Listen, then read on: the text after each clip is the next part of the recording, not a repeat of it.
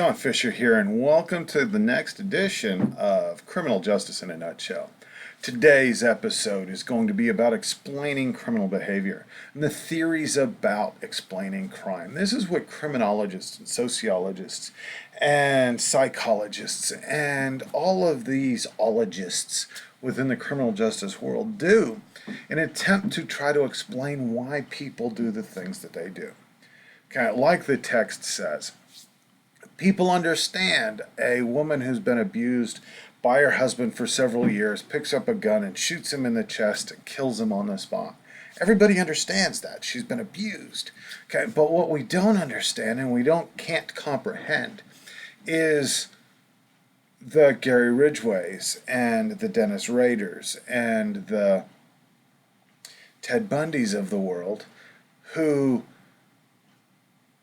kill and have sex with 50, 60, 70 dead women over a period of years, and then go home to their wives and their families as if nothing ever happened.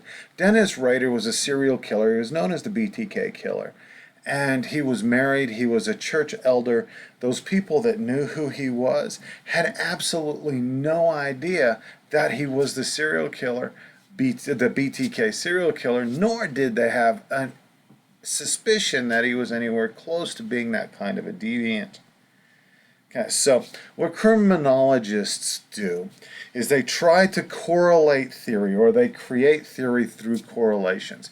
They look at phenomena and try to look at other things that help explain that phenomena. Okay, for example, we know that you as a student, if you study, and the studies show, and what we have found is that for every student that studies at least 1 hour at home, for every hour spent in the classroom, they're going to make a better grade. So the more you study, the higher your grade. This is a correlation. They both vary together and they both increase together. Okay, so if we turn that on the inverse, if you're a student who is not studying and your studying levels go down, so will your grades. Okay, and this is phenomena. This is how we try to correlate theories. Okay, so we turn around and we look at various different theories. Okay, and there's 3 categories of theories that we're going to look into here within the intro to criminal justice, and those categories of theories include the classical theories, they're the positivist theories, and they are the social conflict theories. Each of these different sets of theories have their own worldview. They have their own ideas on what creates crime and what causes crime. And a lot of times you find that they disagree with each other. And one of the things, reading all of these different sociologists and criminologists and psychologists that try to explain crime, they have this attitude that I'm right, you're wrong, you're an idiot, I'm smart. If you disagree with me, you're going to burn in hell. Or that might be a little bit of an over-exaggeration.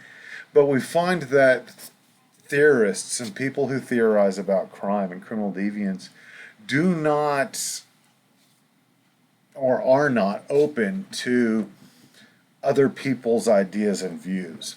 So I challenge you as students of criminology and criminologists, I challenge you to remain open to all of these views.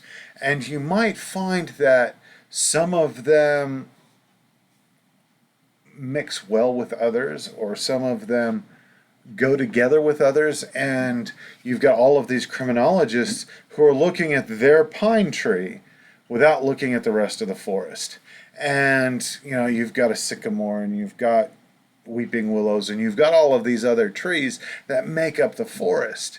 And I'm thinking that's where criminology and criminological theory evolve or wrap around.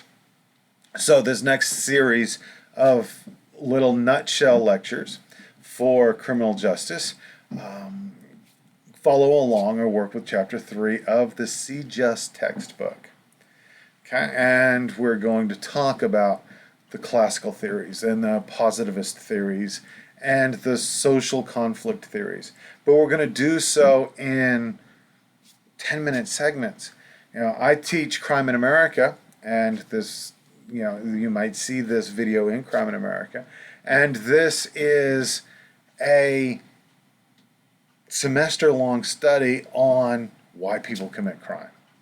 Okay, Edwin Sutherland and the Bartons and the Bartols and me and everybody spends an entire lifetime trying to study why people do the things that they do. Okay, whether it's passing school, getting good grades, whether they're serial killers, whether they're gangbangers, whether they're militia members, which is my dissertation. My passion and my research and theory is militia and hate groups and extremism and why do people become extreme. It follows along with the studies of Glaser and Cass Sunstein and others who look into credulous Bayesianism. They look into groupthink, and they look into those things that, or I look into those things that force you to start to think and believe in a certain way. Can I influence your thinking by only giving you certain choices? And this is what choice architecture is about, is if I'm constantly telling you that art class is evil, and everything that I show you shows you that art class is evil, then you're going to tend to believe that art class is evil. And if I can eliminate all of those other viewpoints that say and tell you that art is good and art is enjoyable and art has all of those things that just make life interesting, if I can eliminate all those, I can turn you into my disciple in believing that art is evil.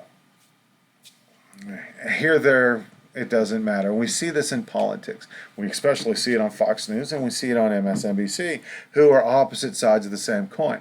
They're trying to provide that information to you to form your opinions, to give you only a limited set choices available so that you follow their mindset or that you will follow their ideology or their belief system. And extremism does the same thing. If I can show you time and time and time again that Muslims are evil, or that Jews are evil, or that Christian fundamentalists are evil, and just keep putting information in front of that, and there's nothing there to contradict it, you're going to change your feelings, you're going to change your views, and you're going to change your beliefs.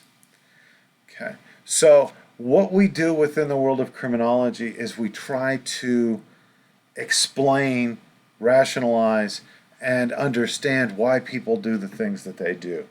Over the next 3 or so episodes, what you're going to see is those theories within criminal justice.